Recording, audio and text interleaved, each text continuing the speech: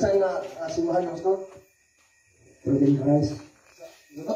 Sa matulan ni Kristo. Sa matuuran ni Kristo. So ikaw ang pastor sa inyong simbahan yung gusto. Okay, so nalang tayo aron sa mamungutan na pastor, no? Pangalan, sa reliyon niya. Pag-uman sa pamungutan na pastor, mga minutang sa tubag, kaya pwede ka magpapala ng question. Okay ba yung pastor? Okay, sige pastor, walang pamungutan na. Ano ba ito na?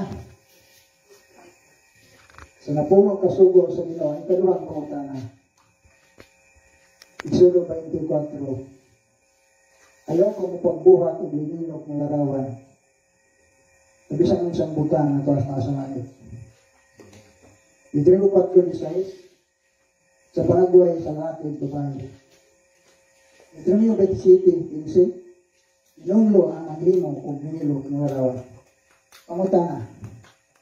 Ngayon, nagbuhat ng maglililok ng larawan. Kaya salamat na natin. Ako tangalan, nagbuhat ng larawan. Hindi ko sa extra 20 pagbuhat ng larawan. Alam sa lingkod, pastor? Dagang kayong salamat, Pastor Amugis. Kung sa kinay katako ka opportunity, ang presensya, sa among pag-extend, sa among may umao pagtubag, sa imong pagutara. So, tinunglo, ang magbuhat o linilog ng larawan. Numeros 21:11. Niingon ang Diyos kang Moses, pabuhat o larawan na bitin na tumbaga. Si bisan kinsa ang tanaw ni ini maluwas sa kalala sa pinaatang sa ini. So si Moses naghimo siya larawan. Ang buong pagipasabot ni ini nga ang Diyos na mismo ang isumpak sa iyang kasubukan. Kung wala lang ka na pumasabti na ang balaang kasulatan, ano na larawan na kinili. Apan ano daw sa'y larawan na dito. Ang larawan na kinili, sumala pa sa description sa Exodo Kapitulo 20, versikulo 1 at 5. Kala isipon din mga Diyos ang tanang mga binuhat sa langit. Sa pagkabutan na pa sa itaas, kanang diha, nga na mo makita. Kung imong himuan ang larawan, imong ibutang sa imong simbahan, nga isipon din mga Diyos, mao siguro na ang vibration yan. Mga larawan sa iyo. Ano nakita yung mga larawan sa itong bayani sa simbahan? O bayani sa gobyerno? Sila Dr. Jose Rizal. Sa iyong padihay, kung hibuan na itong monumento sa Rizal, o kining monumento ni Rizal, hindi na naman ako siya sa simbahan, kung ako siya iisip na Diyos. Larawan sa ilawang sa iyo. Kinsa man ay mga larawan. Kung atong sabton ang konsepto sa Biblia, nahibaw kita kung sa pagpangga sa Diyos sa mga Israel. Niingon siya sa iyang covenant kanto sa katawan, I will be your God, and you shall be my people. Ako ang inyong Diyos, kamo ang akong katauhan.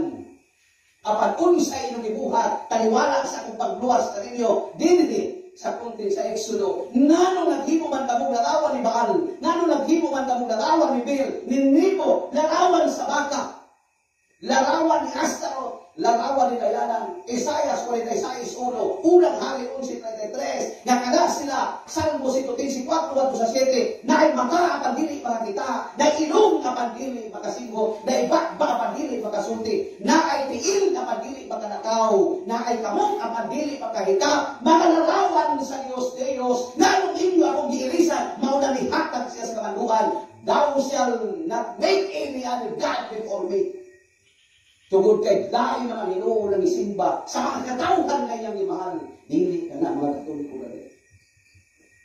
Mauna, nakuha larawan lagi din. Wala maghimo ang Katoliko larawan sa mahal na Birhen, na kung ang mga laing tinuuhan ang utanaw, gihimo nila na Diyos, dili mo na ang pananaw namo sa mahal na Birhen Maria. Wala kami mo niya na Diyos Maria. Santa Maria.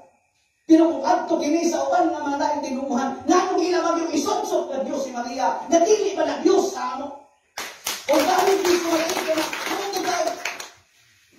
na ang among ipahinungdan sa amo nga pag-ampo, mauman ang gilarawanan, sama sa gingon sa Diyos, na pagbuhat Moses o larawan sa iting na tumbaga, sinisagin sa namutanaw ni ini, maluwas sa pinaakan sa iting. Unsa may kahulugan na ini, kung panutan ko nato ang kaalam, Kapitulo 16, versikulo 6 ngadto sa 7 kung unsa ang description ni atong larawan sa bitin nga tumba. Mao kini ang atong mabasa sa Biblia. Kining kabubuta minungtad damang sa buong nga panahon. Ingon nga sa usa ka pasidaan, unya gihatagan mo sila usa ka makaayo nga simbolo. Ang tumba nga bitin aron pagpahinumdum kanila unsa ang ipangayo sa imong balaod. Kung ang usa ka tawo mutan-aw niining maong simbolo sa bitin, maayo siya sa kalala sa pinaakan sa bitin, dili tumod sa iyang nakita, kung dili tumod kanimo Dios nga amo manluluwas. Nganong dili padato sabton kining Biblia sa insakto nga pagkasabot. Nganong ato ang hulman ng kan atong gihunahuna, mao mismo ang nahuna sa Katoliko. Katoliko kami, wala kami magsimba o mga nalaman na among giisip ka Diyos. Sa ato pa sa among posisyon, dapat pabina ang mga tao. Dili kani ato mga tao na dili Katoliko. Pinangga ako ang isugong pastor. Kamulis. Mao na nga nindot kaayo ang imong pangutana. Ang amo lamang nga iko kami nagsultig unsa ang among doktrina. Ezekiel 41:17 kanto sa 19. Ang bumbong sa templo gikan sa sulod, hangtod sa salong, hangtod sa ibabaw, ikulikan kini ang mga larawan. Pero anaa kanimo pastor ang kagawasan kung imo bang lawaton ang among mga larawan o dili. Salamat sa imong libro. So next question, Pastor. Suko man sa Ginoo. Kano ang suko? Exodo 20:4. Ayaw ka o pagbuhat o binirong ng larawan. Sabi sa kung saan buta nga tuwas sa langit. Isa na ito sa langit. Mga apostolis, si Maria ito sa langit. Nangangit ito sa langit. Ayaw ka mo paghimo. Mga buta nga tuwas sa langit o mga larawan. At ba sa Deuteronomy 4:26, babae, lalaki, bawal. Deuteronomy 27:15, tinunglo ang maghimog larawan. Ano magbahatang ginagawa nga supat nga sa mando sa Ginoo? Ano maghimog ba ito? Ano ang masupat na dito na ayaw, dili. Nganong supak-supak ko magiging ginato, no? Ang ayaw lagi yun. Ang dili, sa ato ba muuyon ka, kung ang Diyos magpabuhat ko, larawan sa anghel ng Kinuling.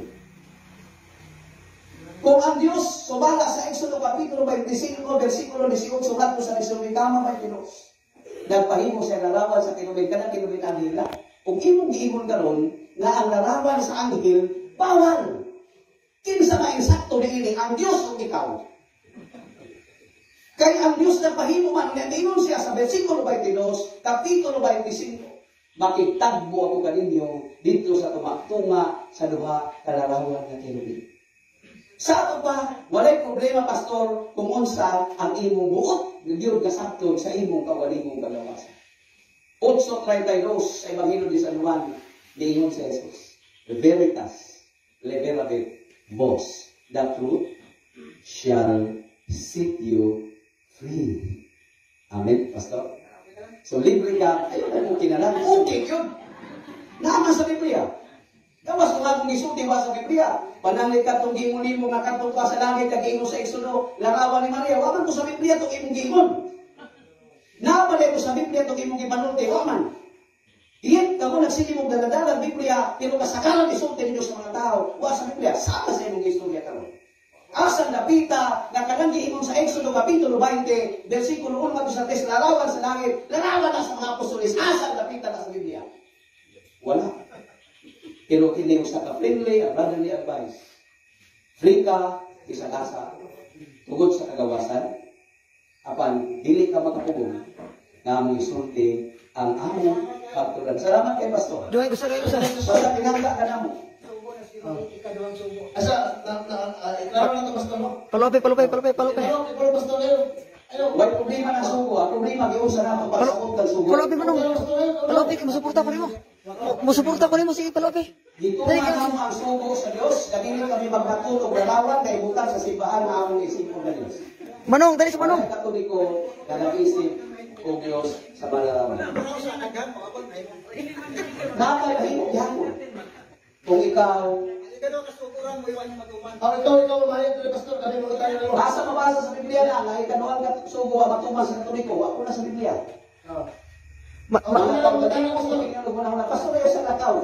Pinagka ka na mo diya kasaka. Samtang mapalayo mo yung bukil ko. Si Brad Paul, pastor, kasi gusto ka. Pastor. Hello. Tor. Pastor. Maminaw sa kanalit, Pastor. Isod man ko dito maminaw. Wala kawat na. Lagi pastor.